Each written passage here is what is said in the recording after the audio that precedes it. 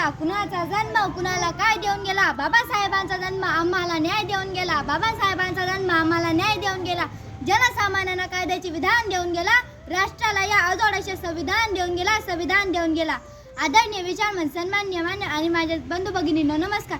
माझे नाव प्रणाली पाटील. मी इयत्ता 6वी शिकते. 14 एप्रिल ही फक्त कॅलेंडरवरची एक तारीख नसून काळानं घेतलेला कलाटणीचा दिवस आहे. आजच्या दिवशी डॉक्टर भीमराव बाबासाहेब आंबेडकर नावाचे क्रांतीसूर्य जन्माला आले होते, ज्यांनी हजारो वर्षापासून अन्यायाच्या काळोखात कितपत पडलेल्या समाजाला स्वातंत्र्याचा सूर्य दाखवला होता. हे स्वातंत्र्य होते शिक्षणाचे, हे स्वातंत्र्य होते सामाजिक परिवर्तनाचे, हे स्वातंत्र्य शिका, संघर्ष करा, संघटित व्हा हा डॉक्टर बाबासाहेबांनी संदेश दिला व त्यांनी बौद्ध हा धर्म स्वीकार केला. डॉक्टर बाबासाहेब आंबेडकर यांना उंबरठ्याच्या बाहेर बसावे लागायचे. तेव्हा इंग्रजांचे राज्य होते. इंग्रज अधिकारी एके दिवशी शाळेच्या इन्स्पेक्शनाला आले व मुलांना काही प्रश्न विचारू लागायचे. एकाही मुलाला प्रश्नाचं उत्तर यायचं नाही. वर्गाबाहेर बसलेल्या इयत्ता 5वीच्या मुलाला सर्व प्रश्नांची उत्तरे येत होती.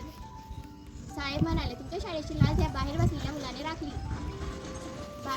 साहेब म्हणाले, बाळा काय नाव तुझं? मला भीमा म्हणतात. माझं नाव भीमराव रामजी आंबेडकर आहे. बाळा तुला मी एक प्रश्न तू माझी सर्व प्रश्नांची उत्तर दिली, आता माझं एक प्रश्नाचं उत्तर देशील?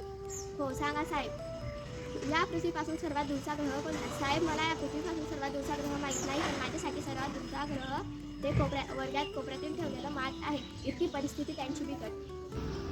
सर्वांनी अतिशय उत्साहाने त्यांचे विचार मांडले, पण ते विचार आपल्याला आचरणात सुद्धा आणण्याची गरज आहे.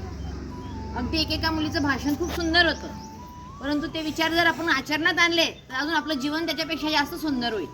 डॉक्टर बाबासाहेब आंबेडकरांनी जो संघर्ष केला तो त्यांनी एकट्यासाठी केला का? नाही, तर त्यांनी तो संपूर्ण मानवजातीसाठी केला. आपल्या आता मागे डॉक्टर बाबासाहेब आंबेडकरांच्या जीवनाविषयी एक सिरियल सुद्धा लागायची, पाहिली असेल कदाचित, काही नाही पाहिली ना? हा, तर त्यांच्या जीवनातले अनेक लहान मोठे प्रसंग त्या ठिकाणी आपण बघतो. मी सुद्धा आवडीने ती सिरियल बघत होतो. आता मला वाटतं बंद झाली.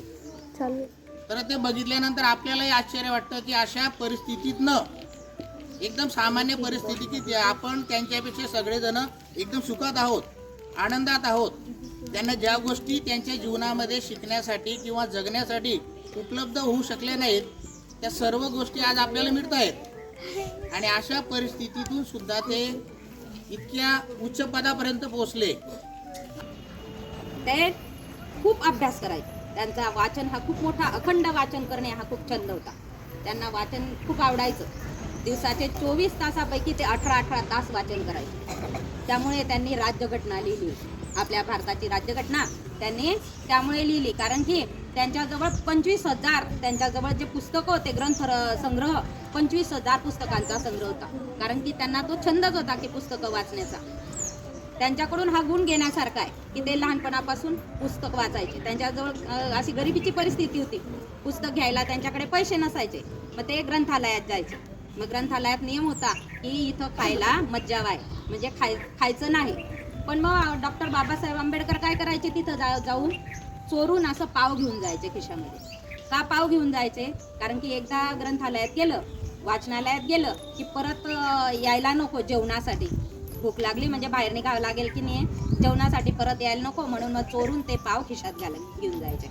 आणि गुपचूप असं त्या ग्रंथपालाच्या गुपचूप असं ते खायचे. मग एकदा ग्रंथपाल पुस्तक वाचता असता ते खात होते.